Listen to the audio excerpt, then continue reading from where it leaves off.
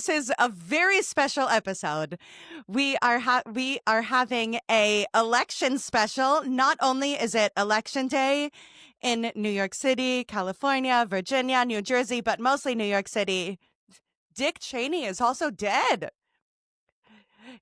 Did you hear the news? Yes, I did hear the news. I'm afraid to comment, but I'm sure everyone knows how I feel. Joining me on this momentous day for democracy because of the aforementioned election, and only for the aforementioned election, is Atheer Yacoub. Thanks. So, first question: have you voted? Yes, I early voted for Como, obviously. No, it's so funny because like you can't hit a corner without somebody like passing out like a Zohran or canvassing, and it's all, volunteers, and it's awesome. And then you have these like paid Como people that are like reluctantly, begrudgingly, like with their heads down in shame as they should be. But I understand people got to make a buck just passing out his like flyer and like, oh my God, like please don't notice me. What would it mean to have a Muslim mayor of New York City?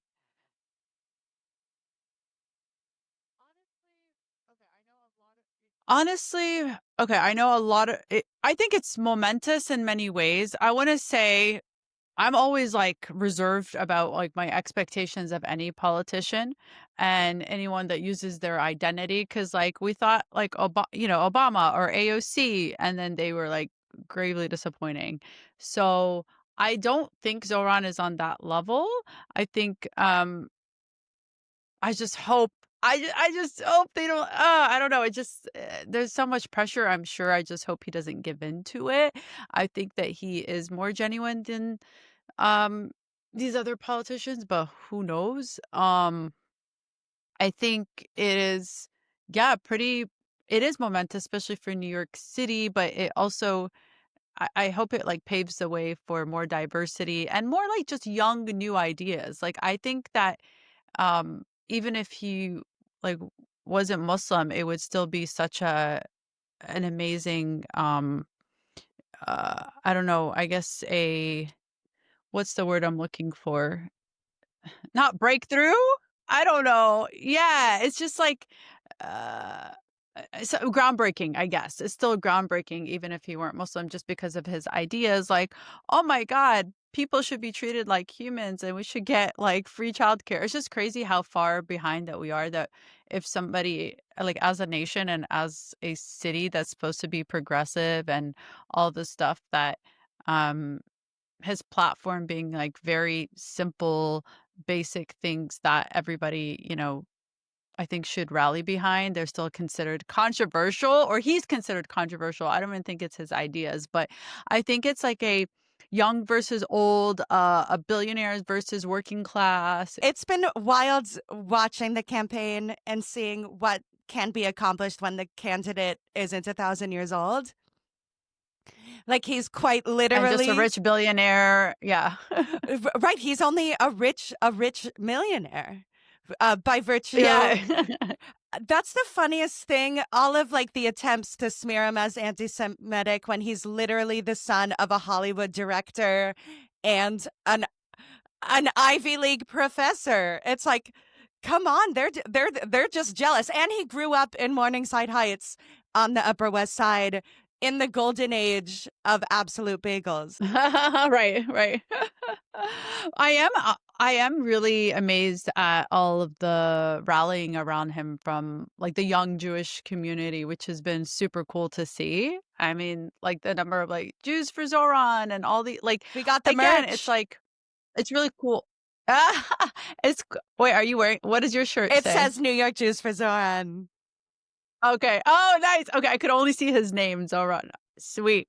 Sweet. But that is, yeah, that is really cool, just seeing the city rally together and younger people voting, honestly. I think that's what it is. He got the younger people to give a shit about the mayoral campaign and feel a little bit less jaded. And I hope this encourages more younger, more I don't know, politicians who aren't sticking to the same script, who aren't like I don't know, who are not afraid, who feel like, okay, the odds might be against me, but let me try it anyway because there is a market for it and people like us who want a different type of leadership. Yeah, and I've said this online, but any rabbi who participates in the smear campaign, like I will never go to any of your services, even if it's a wedding. Like if you're officiating a wedding, I will skip the chuppah and go straight to the reception because your priorities are off and you can't be trusted. Like people like we've seen. Yeah, I mean, how can you be trusted to lead a spiritual um population or belief system when you're in like directly violating the nature of that faith? Like it's kind of crazy. Yeah, it's like they want us to be enemies so badly. Like they want to put a wedge between Jews and the rest of the community cuz like if we hunker down, then we have fewer people to hang out with and we'll only hang out with each other at the Park Avenue synagogue. So I really hope it doesn't work. But I also just like it feels gross. Like yeah, it like just s- so many of the comments I've just like felt the need to take a shower. We're seeing both like the best and the worst of New York City at the same time. Like, does any of Yeah. the Islamophobia surprise you, or no? It's been life this whole time. No. No. I mean, I grew up in Alabama Yeah, post 9/11, so I don't think there's anything they could say to me now that I haven't heard or seen. Um and anytime you're in and have a better punchline a about what? and have a better punchline about than they do. This is true, it's true. But anytime you're in the public eye, like now I'm getting yeah, I mean, I'm getting so much anti-Palestinian sentiment that I kind of miss the Islamophobia. I'm like, "Hey guys, just make fun of my Yeah. my faith." Right, this is like a vintage throwback, like in the same way that like Yeah. low rise jeans are back, like early 2000s Yeah, Islamophobia. low-rise Islamophobia. Yeah. Crop top, low-rise jean, thong out, Islamophobia. And other than voting and not streaming Will and Grace, how can we help? My god. With which exactly? With Islamophobia, with anti-Palestinian Yeah, just sentiment, with trying to make the world not as horrible as it is. vote for your dollars. Vote with your dollars. Sorry. So, like you said, not streaming things, canceling Spotify. BDS, boycott, divestment, sanction, and the other kinky BDSM. If that helps you, Yeah. BDS. I, there must be a Venn diagram, like a very like the overlap with people who are into BDSM and BDS because like to be kinky you already have to like think outside the box. Mhm. I think it's a lower barrier of entry into thinking about people outside of yourself. Anyway, I don't have any actual statistics on this, but do write in people from the kink community. If you're For sure, there has to be a would love to know. place to get like ethically sourced farm to table leather chaps. Yeah, for sure. I know who else would be into yeah, exactly, exactly. I feel like but yeah, vote with your dollars as well. I think if that's all that's really what it comes down to is that they just want to line their pockets and money is power. And if we show them like we've been doing, targeted boycotts against like Starbucks and McDonald's and yes, they're not the only people doing shit, but it it's just to show like that our vote and what we choose to spend our money on matters and it will and the numbers reflect that in their stocks and their chains shutting down and people supporting it and I think people feel like they are helpless but that's just because that's how they want us to feel and I keep emphasizing on every podcast we are also psychologically occupied and we must decolonize our brain and remember it's psychological warfare. right? Like Marcus Garvey said, emancipate yourself from mental slavery. That's a paraphrase, but yes, and part of a Bob Marley song. But Yeah. Oh, I do really resonate with that. oh, I, yeah, I didn't know it was Marcus Garvey first. I know it from the song. And also, speaking of, But I was just gonna say it's a much longer quote from Marcus Garvey, but I think the Bob Marley song is a much more concise. Yeah, emancipate yourself from mental slavery. But anyway, the sentiment is there. yeah, BDS is interesting because I was taught to fear it. Like the idea of now if someone doesn't go to McDonald's, that's puts my safety as a Jew at risk. Even though I don't go to McDonald's, like I the fun. I know there are many reasons we shouldn't be eating there, but Yeah, yeah. Growing up, there was an Aroma Cafe, which was an Israeli cafe in Toronto. I've been to the OG Aroma in Jerusalem, or one of the yeah.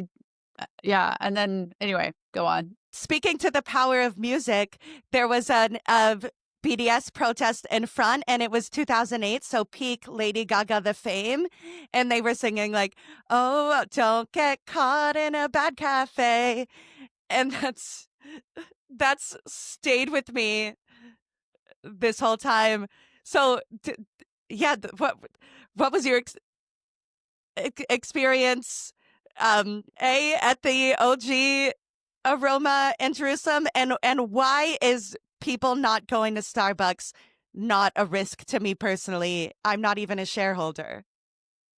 Yeah, I don't know. I mean, that's curious. Yeah, I mean, when you're in Palestine, also in an occupied Palestine, especially, I'm from the West Bank, but this is a time I was still allowed into Jerusalem as a Palestinian with residency and a passport. I cannot enter any area in quotes under Israel. So that means I have to stay gridlocked within the West Bank when I visit. So at the time, I think it was like before they enforced that rule. And if you were an American citizen, or this before the time that they built the wall, and there was this like pseudo peacetime, like between like the first intifada and the second intifada, which is the uprising. So there was sort of like this peace and ish whatever normalization that happened. Uh, and I remember going to the mall and getting those ice aromas are good. God damn it. The But you know slushies what? do There's a rule. place in Ramallah. Yeah. There's a place in Ramallah that makes a similar one. Like, I mean, I guess like it's not a, a frappuccino type thing is not a new concept. Like every place can make it. But there's an amazing coffee shop in Ramallah if you go. It's called Zaman. And every time I go there and get their like Zaman iced coffee, and it's freaking amazing. And then I think people already know about this, but maybe not everybody knows. In Ramallah, there's a Stars and Bucks cafe. That's so funny. Which did they do it? Does it Yeah. predate the Nathan For You episode with Dumb Starbucks? Like, did Yeah. the West Bank? Oh yeah, it's been around forever. They did Nathan Fielder's shtick first. I didn't know that he had that. That's funny. That's really funny. But yeah, it's there are ways to just have like knockoffs that can also sometimes be better. And we live in America. Oh my God, I'm in the process of like changing over everything, getting out of Google, just like like it's so crazy how much this stuff is like ingrained. They own us, and like out of our own freedom, forget politics aside, do you want to be owned by one conglomeration that owns everything and every part of your life? And also like forget even the ties to Israel and genocide, but the fact that your privacy, like using like Google and other things like are at stake. I don't know, you're also overcharged because we're just using the name, and I'm just trying to move over to like different stuff now. And I'm like, this is crazy. This is as good, if not better in many cases. And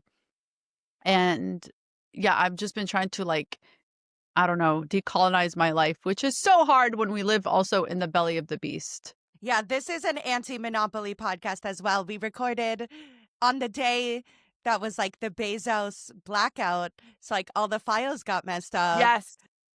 So yes, another reason to boycott because my podcast episode was lost. Truly, like among Bezos's crimes, That's one of them. That's being pretty up there. Pretty Yeah. up there. So people don't know. So BDS doesn't apply just to Israeli companies, Aromas. It's also companies that are like involved with the military, have contracts. And anything that's benefiting Israel, because a lot of the stuff, like SodaStream, right, it's made on a illegal Israeli settlement in the occupied West Bank. So, um, SodaStream was a big My one. God, that's LaCroix. I'm surprised they haven't like run with like, yeah, the seltzer for humanity, not bottled in an internationally illegal settlement. I know, I know. And the thing is, like, the more you dig, the more endless the list gets, and it can be really exhaustive and exhausting. But remember, like, just do what you can. And this is something I'm trying to remind myself of. Like, it's never going to be perfect. We still live in a capitalist society, and yes, there is no ethical consumption under capitalism. But I think small changes, if it's reasonable, if you can do it. Um, I had to change over my medication because I just found out that my Teva, which I'm going to do a video about this, is an Israeli medication manufacturer. And I saw that my medication was Teva brand. And I just called my pharmacy. I'm like, hey, just switch the brand. And they're like, oh, okay. Like, you can just do that. You don't have to just take what they give you. You can use a different manufacturer. So I think if we all just, it's really awareness. And if we all just and it only, not that it only works, but it works way more effectively, efficiently if we do it together, because the more numbers, the more impact it's going to have. Otherwise, and that's why we have targeted boycotts, meaning like, okay, we're all choosing this thing as to set as an example, because if we're all boycotting random different things, it's not even a drop in the bucket, and it's not really, you know, leading. You still, yeah, it's still helpful in a way, but it's not leading to anything meaningful. So targeted boycotts doesn't just mean boycotting Target. That is another one, yes. Yeah. But also because of the Black community and DEI and all this stuff. So yeah, it's crazy. There's so many things to boycott for so many different reasons. Yeah, it's about more than just Israel. I've been reading about Sudan. I've been Sudan. Um, the horrors of seeing like the pools of blood that you can now see from space, and how the RSF is funded by the UAE, and like, God damn it, the chocolate with the pistachio and the kanafe is so You know good. what? Which is also But appropriated, because that is based off like a Palestinian dessert. So we should. It's no surprise though when you start tugging at the thread of any colonial like power, or any okay, like people that support Israel would also support uh genocide of people in a different in Sudan, or you know what I mean? They're all tied together. They all have these like same kind of playbooks, and UAE's got tons of money and they have their own self-interest. So of course, like, they're going to be it's not surprising to me that they would be involved.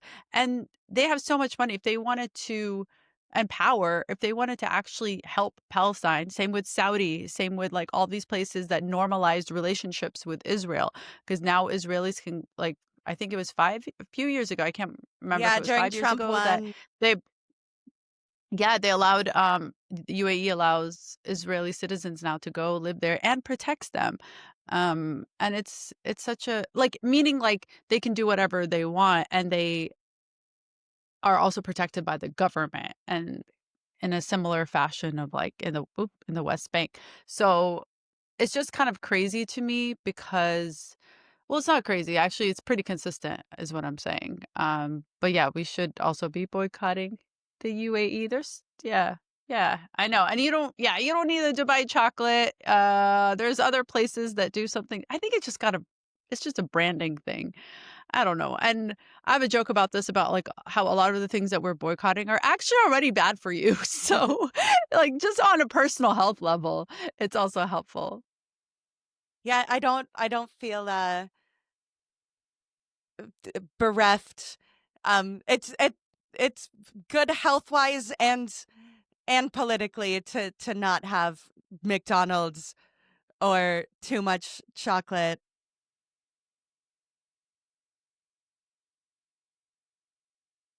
I know, it's, like, so decadent too, but not that it's I mean, I've been to places in Bay Ridge here that make it. I don't think they're just, like I don't know. I think it was, like, a Yemeni cafe that makes it too, so it's not like you can't go to your local place and have your version of it. We just don't need stuff imported from there.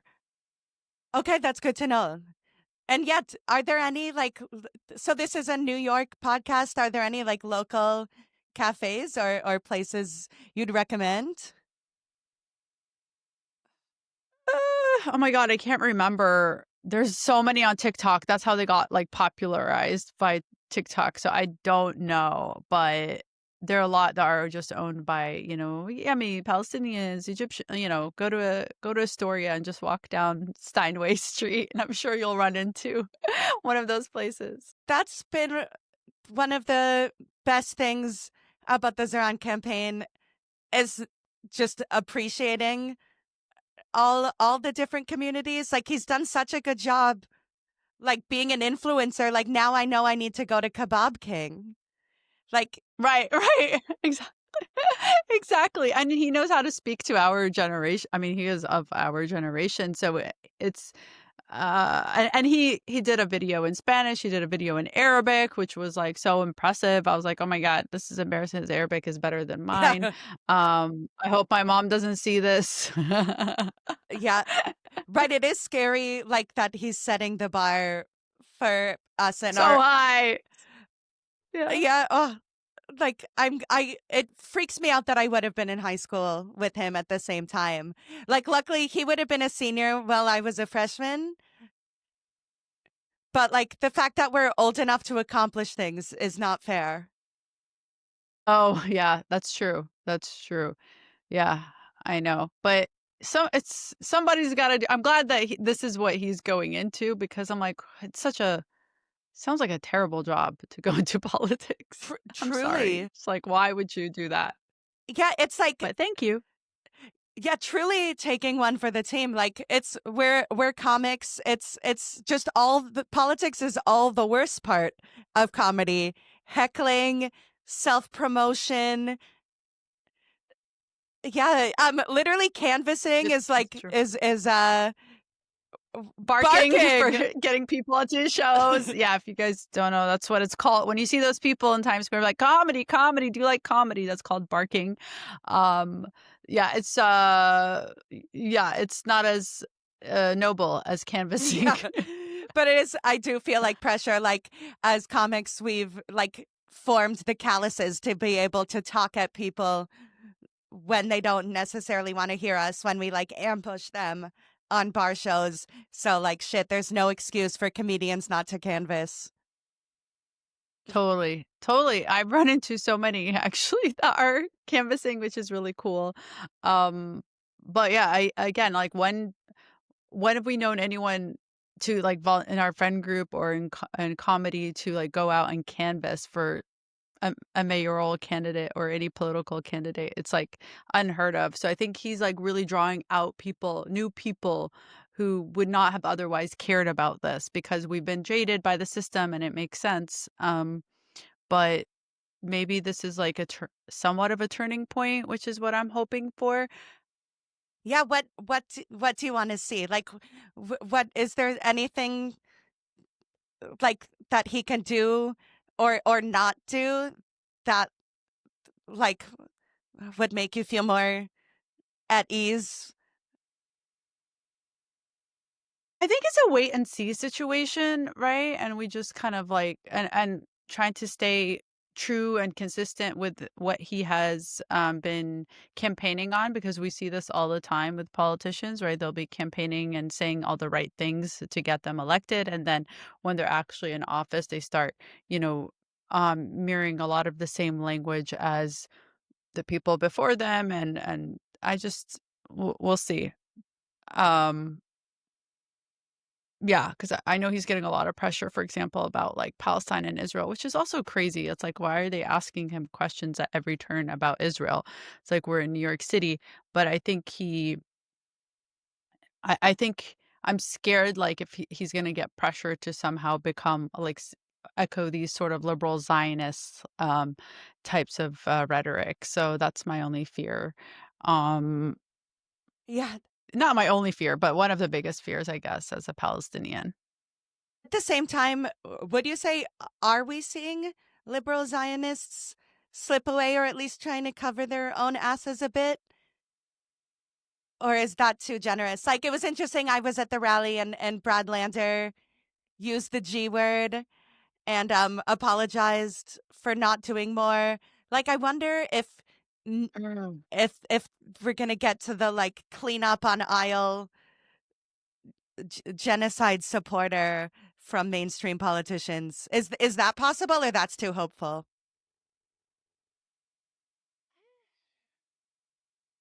I that I don't know. I don't know. That might be I feel like it's when it's too late. Yeah. If it's like they just I don't know. We're also seeing I've seen the nuances to liberal Zionism in a way I've never seen it before because they keep pushing the envelope of like, well, yeah, let's free Palestine, but then let's not actually do anything actionable to help or and support people trying to fight for their own liberation, and let's just call them terrorists for trying to break out of occupation. Which I have seen a lot, and it's sort of like this all lives mattery sort of situation, like, align a way to align yourself both with the settlers, but also being like, "Yeah, but free Palestine," but also like, "Oh, I'm just anti the government," or blaming everything on Netanyahu is another thing. It's like, no, it's not just Netanyahu, and also they polled a lot of the citizens and and they've supported all and I'm not saying all of the people there, but also go back to where you came from. I wanna say it's like if you don't support the genocide and what's happening at the same time, I don't know, it's tricky. It's like I don't want it to I don't know. It's not that in Palestine, I wish it was like a pluralistic I can't say that word, pluralistic society as it was before the European settlers came over, and it was Muslims, Jewish people, Christians all living together. But having, um, the system that, is is oppressing, everybody else who is not Jewish, because you could still be, have Israeli citizenship, and then if you're, like, Christian or Muslim, um and this is only if you live within, like, the 1948 borders, not from the West Bank, like, I would never qualify, nor would I want an Israeli citizenship, but they act like it's like, "Oh, it's like, equal, rights for everybody," when it's so blatantly racist and, subjugates, like, one group and gives hierarchy to another group. So if you're not Jewish, I've heard from a lot of friends who do have, like, Israeli citizenship and their parent if you're born in Jerusalem, for example, you might not get a job, or you might be a doctor but have to work as like a admin assistant at the hospital because that's just what they decided. They'll give Jewish Israeli citizens preference, or it's just it's so beyond fucked. And I always tell people, like, don't even believe me. I wish you would just go and see for yourself how the other half is living. Um, and it's crazy. If you think the US is fascist, whoo, it's got nothing on Israel. Yeah, it's wild like seeing that become a local issue in the mayor's race that Son is trying so hard. He's like, dude, I'm here to talk about buses. Right, right, right, and they're like, "Would you go to Israel?" And he's like, "What?" And it's yeah, and I don't think it helps fight anti-Semitism to suggest that like we're the most precious people that need to be coddled in New York City, that people on the Upper We're getting West. this. Sorry, but it's been embarrassing to see people be like, how can I be safe on the Upper West Side if the mayor doesn't accept annexing the West Bank? But Right, right. but speaking It's such a crazy logic. right. And so while hopefully people are listening to this while they're in line to vote. Like, the fact that New York City exists is proof that pluralism works, that like it can be done and it makes a place awesome. Like, a lot of arguments for apartheid uh, crumble when you come and see a Broadway show.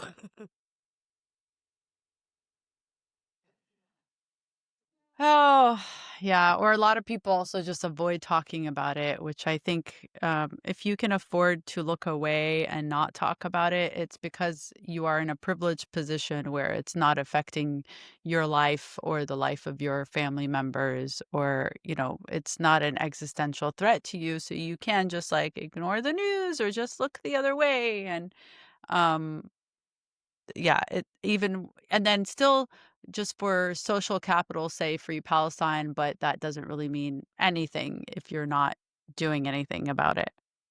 Yeah,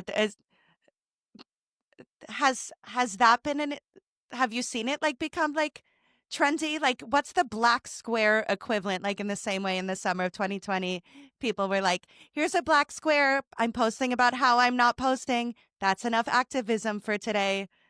Right. Is that an issue in the Free Palestine movement? Yeah, I mean, I don't know what the equivalent I guess the equivalent was continuing to have relations with pro-Israeli groups, and then not boycotting, not doing anything actionable, just like yeah. I mean, yeah, I think just saying it but not actually doing anything, not attending a protest, not um I don't know. It's so many things. Uh Not supporting other Palestinians, I will say. Yeah, sorry. Like at a time where we're losing work and opportunities, like if you could help other Palestinians right now, like that is meaningful. Help people here too who like are truly I've known so many people have gotten fired just for calling out the genocide. Wow.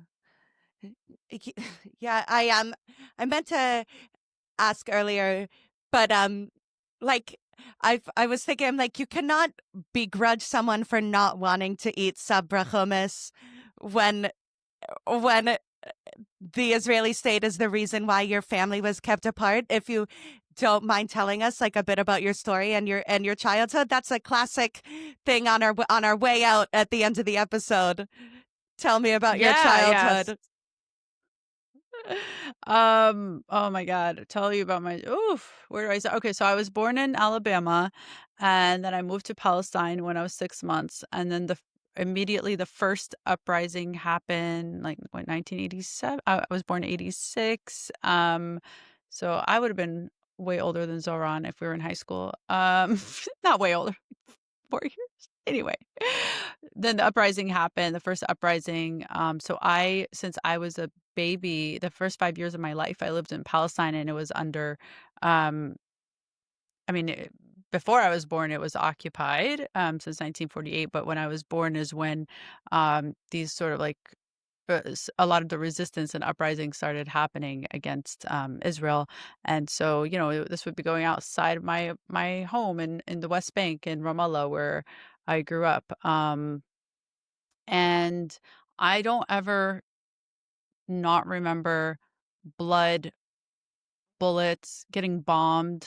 So I lived there throughout. It's kind of a complicated, like, back and forth a lot. So I've lived through the first and second uprising. When I was in high school, the second uprising happened, and our home got bombed in Ramallah, and that was in 2000. And then we moved back to Alabama, 2001, and then 9/11 Oh happened, my and I'm like, God. fuck. So I'm like getting the Islamophobia after just surviving bombings and trying to like, leave Palestine because of the dangers there. And yeah, I still was like, I fucking hate Alabama. Take me back to Palestine. I will take my chances. Like that's how much I hated it. I was like, at least I can be with my cousins and my family and people that I love. And there was not a big Arab community or Palestinian community in Alabama, but now there is more so, but it's still Alabama and problematic for other reasons. But I guess, if you find your community, it's okay for some people, not for me. I left to New York when I graduated college, so I've been here since 2008, and I guess I'm officially a New Yorker now. I've lived here more than any other place in my life, and I just can't imagine living anywhere else, especially in the States. Uh, but Yeah, you've been here longer than yeah, Andrew Cuomo. He only started living here that's true. uh, when he That's true. started running for mayor. So you're a New Yorker. That's true. That's very true. It's a very low bar for him, but yes. Um, but if you wanna find out more, about my story, I'm also writing a one-woman show about it. So look out for that, and that will really get into the nitty-gritty of me growing up in Palestine, under the occupation, living in Alabama, how I came into comedy, how I moved to New York, and all of those things. Because yeah, it's a weird, kinda mismatched upbringing, uh, full of trauma and also but that's not what I wanna be that's not what I wanna focus on. I mean, from trauma comes a lot of comedy and, and I relate to that very much from, like, Jewish comedians in the sense of how comedy, really evolved and from that community is because of trauma. If you don't laugh, you cry, and so I really relate to the dark humor and using it as a way to cope with traumatic and horrible, present and past events. So I don't ever think also it's an issue of like we just can't get along and Muslims and Jewish people or Christian like that has nothing to do with it. I think that's just a smoke screen that we're fed to keep us separated and like you said just to divide and conquer when that's absolutely not true. Um and also, I wouldn't care if, Israelis were from Mars or aliens. If you're subjugating my people and occupying us and genociding us, like, of course I'm going to hate you. I don't care what belief system you have. I don't care if you're also Muslim, i.e., why we're boycotting the UAE and Saudi at that. I mean, they bombed Yemen. Like the people I'm glad people are awakening like to this more and more right now and realizing like, oh yeah, it's not just, it's all of these alliances Yeah. that are supporting like I said, the occupation, subjugation of other people.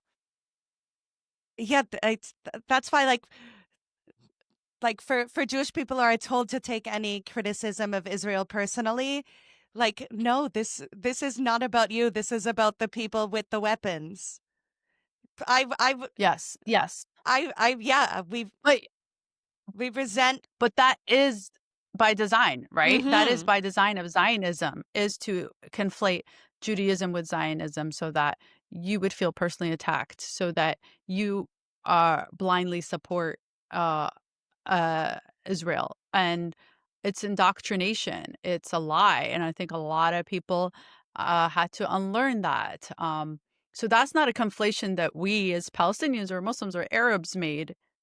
No, like, It was one that was bred out of Zionism to protect the Zionist state of Israel and the project. and we have which naturally the first line of defense is the city hall of New York City. Yeah, yeah. Uh, it's crazy times, but when has it not been, right? Exactly. Yeah. So speaking of crazy times, where are you touring? Where can people see you? Well, I'm gonna be in Chicago, November 18, and Seattle, November 20th, and then I'm going to Canada, your hometown. Are you Woohoo! from I Toronto? am. Yes, they Oh my need god, please send people. Yeah. absolutely. They need cheering up because December. Toronto just lost the World Series in the most heartbreaking possible way.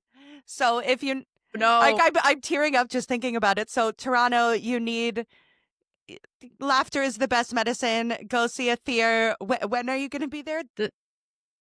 I'll be in Toronto December 5th and then Montreal December 6th. So you can just follow me at Atheer Yacoub for all, on Instagram is usually when I post or atheeryacoub.com for all of my latest shows and such. And amazing. Yeah, hopefully things change for the better. And at the very least, Inshallah. exactly. Yeah, or at the very least, let's have fun tonight with ethically sourced chocolate. Which honestly is a whole thing, by the way. The cacao. Oh my God, don't even get me started on that. Like most chocolate is not ethically sourced, even forget Dubai, but just like cacao in general. And there's a whole anyway, look it up. Guys, everything you tug at everything, it all comes back to imperialism, capitalism. Yeah, just inform yourselves. All these things tend to align with one another. Yeah. I'll do you have any other recommendations other than this podcast to hopefully learn from? Oh, yes, the podcast is The East, and, listen to that one, and then my friend, comedian Michael Scherzer, and, a Palestinian human rights lawyer, Lara, have a podcast called The Palestine Pod, so you can learn about that, and Mike also talks he is an anti-Zionist Jewish comedian, and he talks about the unlearning of his indoctrination, and his co-host, like I said, is a Palestinian international human rights lawyer. So, if you want to learn more, check out the Palestine Pod. And The East as a podcast is a Canadian Iranian, a guy who it breaks down kind of like what's currently happening right now and the future of Palestine and updates on everything that's going on. That's amazing. And where can people watch your special? Well, yeah, check out my YouTube special, Denied Entry. Just go to YouTube and type in Atheer Yacoub. Excellent. Yeah, and I'll link it right here. So if it's a long line, you're standing in line to vote, you can watch the special or listen to it as an album, right? Yes. Although it was on Spotify. I mean, it's still on Spotify, but I recommend that doesn't go to me. So, like, I don't benefit from you listening to it. But you can, yeah, Watch it on YouTube. just go to YouTube. Yeah, watch it on YouTube or listen to it. You don't have to look at it. Exactly. Yeah, you could keep your phone in your pocket, hand out flyers while you're canvassing. There you go. There you go. It's perfectly. Well, thank you so much. I'm glad we defied Bezos, and I think we successfully recorded an episode. I hope so. Fingers Yes, crossed. Fingers crossed. Thank you for listening to my TED Talk. Of course, that's the best. Thank you for taking the time, and have an amazing night and amazing election day. Thank you. Go Zohran. Woo! Thank you for listening and or watching War is Stupid, an anti-war podcast about war. Please subscribe, rate and review. Tell your dads. We'll see you next time.